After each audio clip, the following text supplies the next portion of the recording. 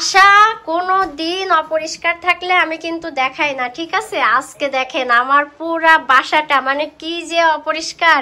এখন কিন্তু এগুলা সব আমাকে করতে হবে, সব আমাকে গুছাইতে হবে। এই যে দেখেন ফ্লোর জাস্ট মজা করছি। আসলে সবাইকে অনেক ধন্যবাদ যে এত এত হচ্ছে ছোট একটা বাসার মধ্যে সবাই মানে আসছে, মানে এত কষ্ট করে আসছে। আর এই যে আমার শাড়ির অবস্থা দেখেন, মানে আমি শাড়ি পরে আরো বেশি, আর এই শাড়িটা এত লম্বা তা বলার মতো না। আর এই যে দেখেন মানে আমার বাসা যে মানে অপরিষ্কার থাকলে এমনই থাকে, ঠিক আছে? ভালো লাগছে আসলে অনেক দিন পরে আমার এই নতুন হাউজে মানে বেশ কিছু মানুষকে বললাম, তাছাড়া কিন্তু মানে আমি কাউকে বলতে পারি না।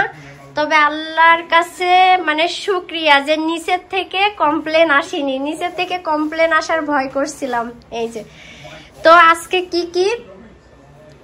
কি হচ্ছে আমি আয়োজন করেছিলাম আপনাদেরকে বলি, জাস্ট একটুখানি দেখিয়েছিলাম।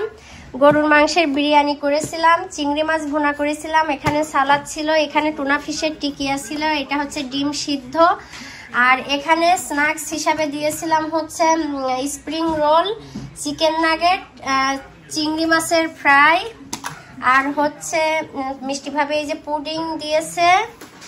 আর এই যে এখানে আমি 3.5 কেজি চাল আর 7.5 কেজি মাংস দিয়ে বিরিয়ানি করেছিলাম।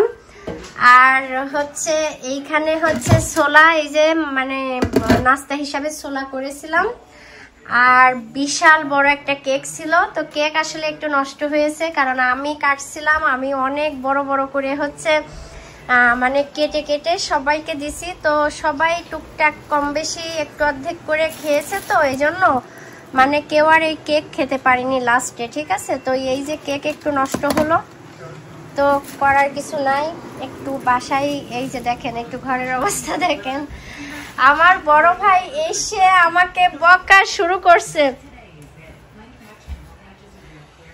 আমার বড় ভাই এসেই বকা শুরু করেছে, বসে তুই এত ছোট বাসায় তুই এত মানুষ কেন বলছিস, আর তুই এই যে এতটুকু রান্না করছিস এইটাতে কি হবে? আল্লাহ আলহামদুলিল্লাহ। তো আপনারাই বলেন যে 3.5 কেজি চালে 7.5 কেজি মাংসে যদি বিরিয়ানি করা হয়, আরো সাথে তো মানে অন্যান্য নাস্তা ছিল, তাহলে হবে না কেন? আলহামদুলিল্লাহ। আরো সবাইকে মানে বাসায় দিয়ে দিয়েছি, শুধু কিম নেয়নি, আর হচ্ছে নেপালি সাবার নেপালি একটা ফ্রেন্ড আসছিল তারা নেয়নি, তাছাড়া ওর মানে সবাই নিছে আলহামদুলিল্লাহ।